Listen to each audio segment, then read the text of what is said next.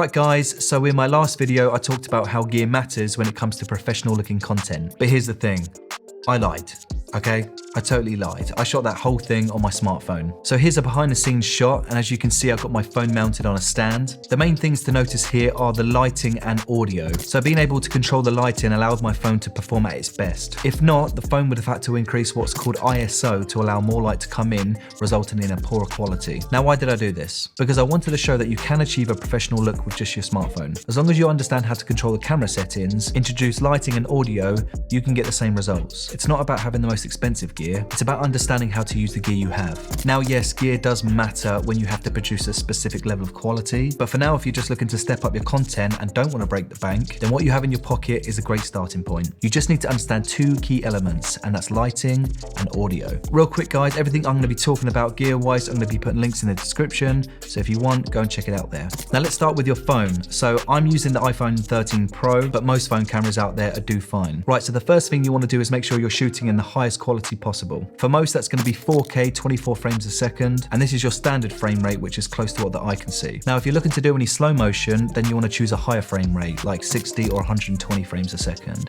but that's a whole new video. Here's a tip guys, if your camera allows you to shoot in log profile, then use it. Basically that's the camera reducing the contrast and saturation in order to retain the most quality. Now this will include some post-production, but most camera apps will allow you to do this. Next you want to get yourself a tripod or a phone mount. Once you've got that set up, you want to look at your composition. Now most camera apps, when you open them up, you'll be presented with a grid, commonly known as the rule of thirds. Basically that's two lines going up and two lines going across. This will help you compose your shot. Okay, now let's talk about lighting. Now there are a bunch of options out there. There's budget video lights like the Godox SL60, this is a great option, or even something smaller like one of these portable RGB lights. This one has a bunch of different features and effects. It will allow you to change the color temperature, but for the most part you want to stick at 56,000 Kelvin, which is around daylight. If I turn this on, you can see just how powerful these can be. You can have this set off to the side and use it as rim lighting, or use it as your main key light. Jesus Christ, that's bright. Yeah, that will do, that will do. Now you want to position your light about a 45-degree angle in front of you or just to the side, depending on what sort of style you're going for. Now if you don't have the budget for any lighting, then of course you can use natural light, and for this you want to be as close as possible to the window. Quick tip here guys, choose a day that's going to be overcast, because this is going to give you the softest light. Now not being able to control the light, you may be overexposed, so just bring up the exposure tab and drop the exposure ever so slightly. Okay, so that's a very brief overview of lighting. If you want to learn more advanced techniques, tips and tricks, then please subscribe to my YouTube channel. I'll soon be launching a whole bunch of online courses for more advanced photography and videography techniques. Okay, so on to audio. Now yes, you can just use your phone's audio, but from my experience,